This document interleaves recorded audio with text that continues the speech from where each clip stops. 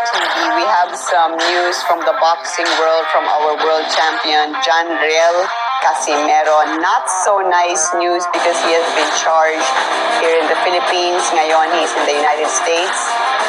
And he's actually training, supposedly because he's supposed to defend his title in April in England. But now all this up in the air because of the recent developments. Kinito? Well, tama ka, Dayan, no? Because baka nga hindi matuloy yung laban ni WBO Bantamweight Champion John Riel Casimiro na scheduled ang kanyang depensa against the Englishman Paul Butler sa Liverpool, England on April 22. Bakit kanyo? Well, unang-una, kailangan ng UK visa si Casimiro para makapunta sa England. Meron po nangyari. Last February 11, nagkaroon po ng charge sheet against Casimiro filed by someone in behalf of a minor, a 17-year-old girl who is charging Casimiro with acts of lasciviousness. That carries a penalty of anywhere between 6 months to 6 years of imprisonment plus may fine. So, right after this charge was filed, lumipad po si Casimiro kasama ng kanyang kapatid na si Jason papuntang US para umpisahin ang kanilang training for this defense against Butler. So, ito po ang charge sheet, makikita po natin ngayon. We are going to be flashing on your screens the charge sheet that was filed against Casimiro and also an investigation data sheet.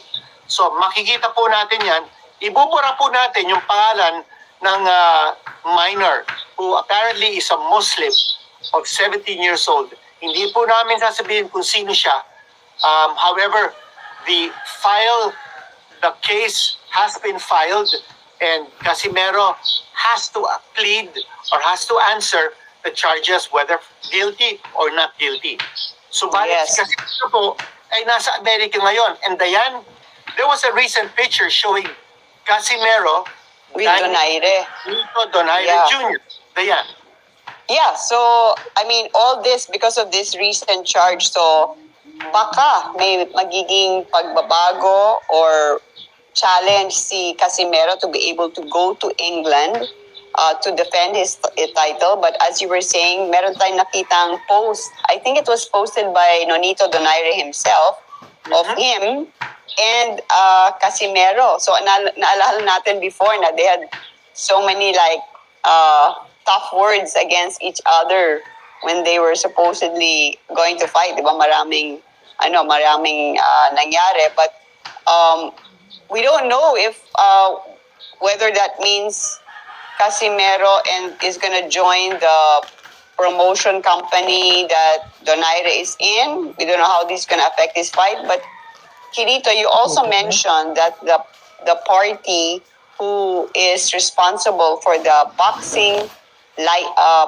visa of Casimiro has also filed a motion to revoke that visa. Totoo yan. Tell us more about that.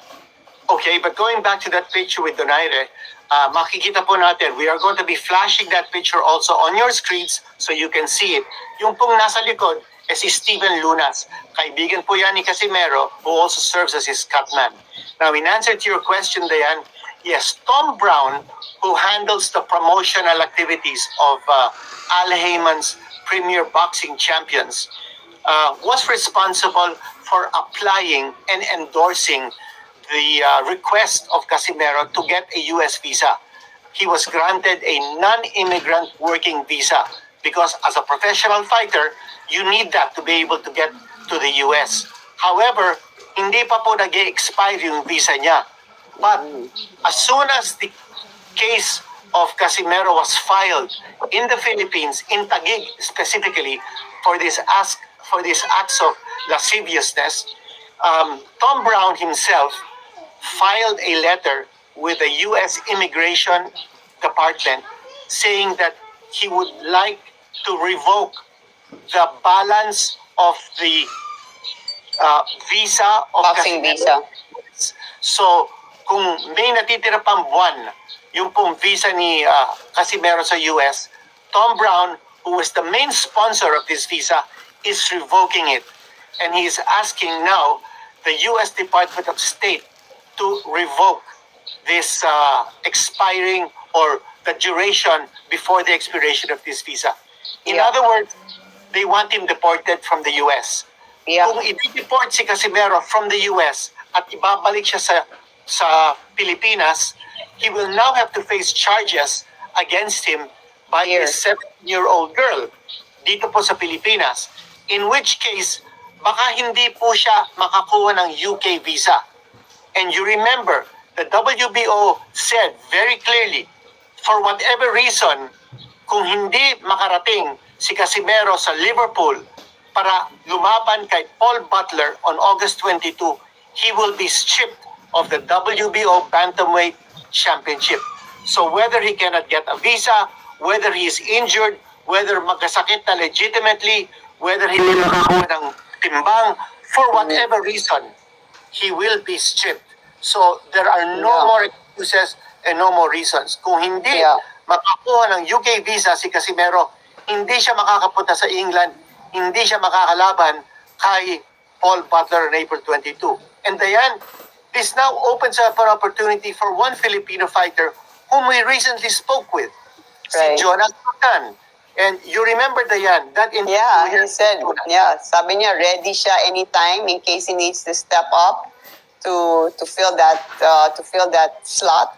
Pero it remains to be seen. Hindi tayo sure kung what action the U.S. State Department will take, how soon they will do it, whether he will be deported and all that. So, but like you said, if he will be forced out of the U.S., malabo siya nga makakuha ng visa for the UK, which I know is also very strict in issuing their visas. So, a lot of questions here sa mga susunod na hakbang or steps na gagawin ni John Riel Casimiro, and well, we hope to hear from him soon, and